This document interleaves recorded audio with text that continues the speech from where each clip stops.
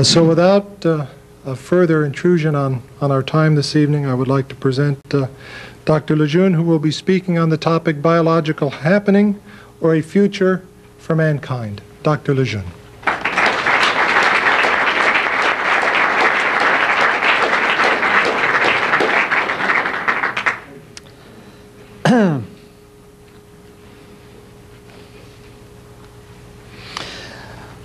The biological happening I wanted to discuss with you this evening is a very remarkable fact that what we call animation is in fact an alienation of the matter. Suddenly, the matter do not behave like ordinary matter, but is forced to behave as the information tells to the matter what it should do. And then, in the true sense of the term, life is, so to speak, an alienation of the matter.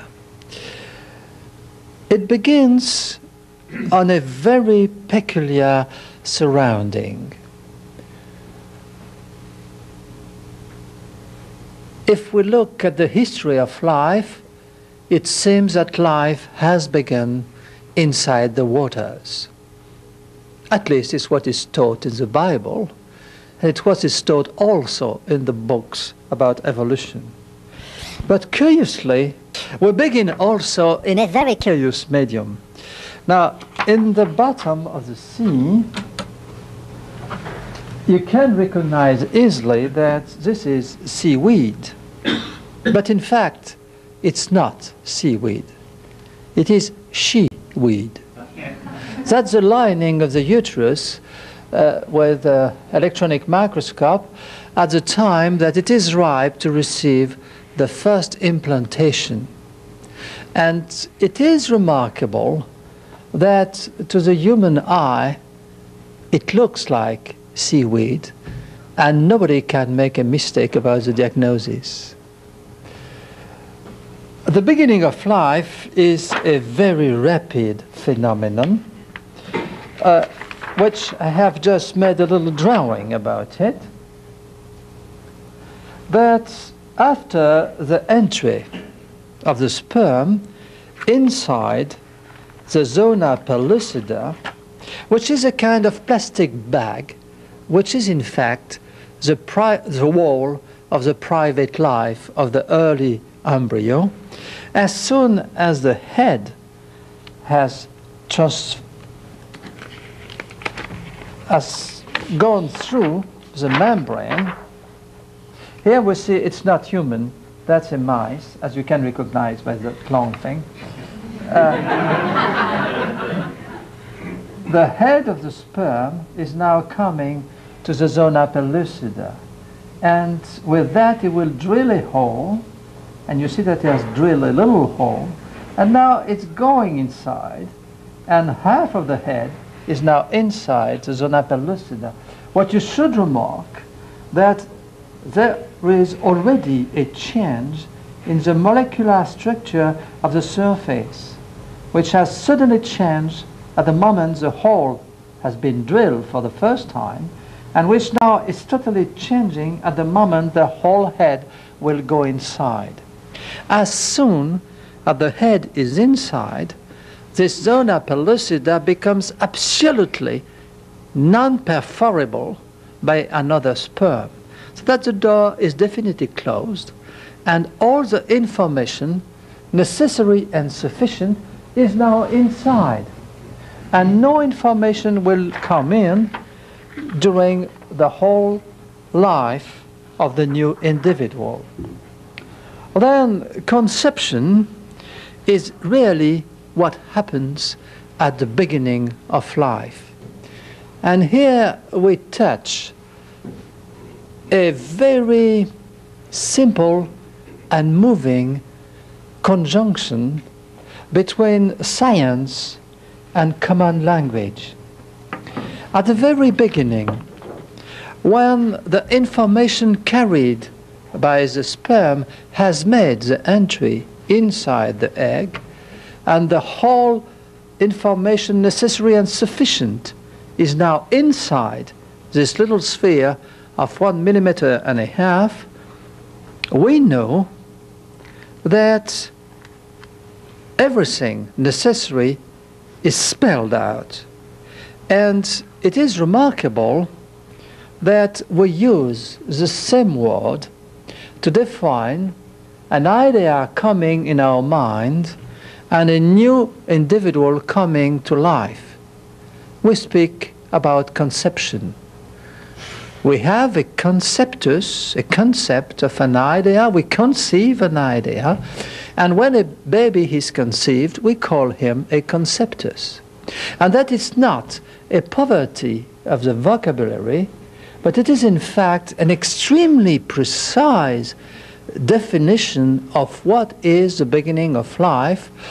It's because there is a moment at which the language of nature has been so miniaturized, as I told you previously, that now we do not make the difference between information and matter, between spirit and body. We use one word, conception, to define the start of both of them because they are tightly united at this very moment. With the progression of the complexity, the new being has to manifest all the information it contains, and because he is bound to become a very big system compared to one cell, it begins to divide feverishly. But you have to remember that after the sperm has got in, and that the first cell begins to split in two, it is still inside the plastic bag, inside the zona pellucida, and all the beginning of the embryonic development is totally protected from mother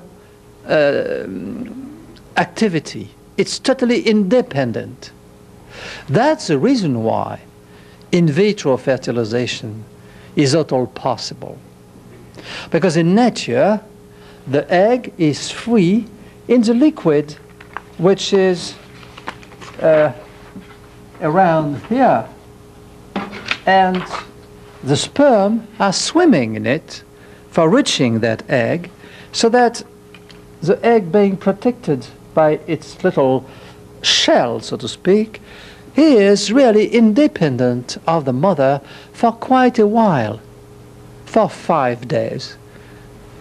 Then it divides first in two cells, and what was the surprise of the old embryologist, and it is described in most of the book, but not any longer now, I don't know why, but it's still true, that one of the cells split in two, but the other remain unsplitted.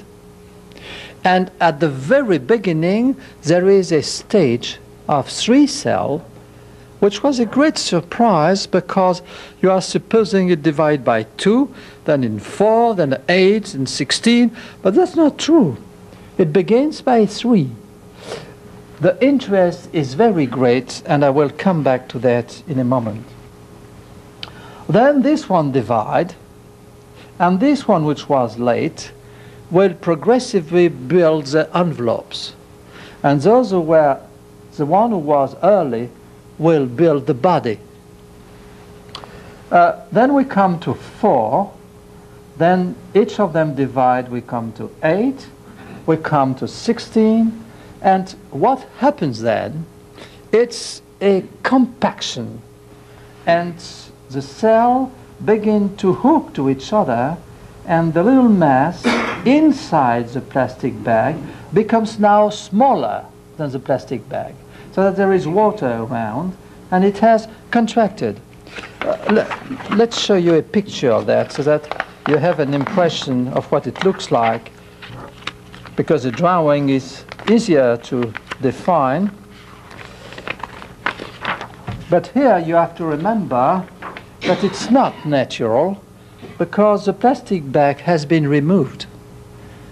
Normally you would not see that. So it's mice and the plastic bag has been removed so that you see the cells and suddenly they're compact. Now the result of that compaction is that the cells which are inside get compressed by those who are outside. Now let's come back where we were.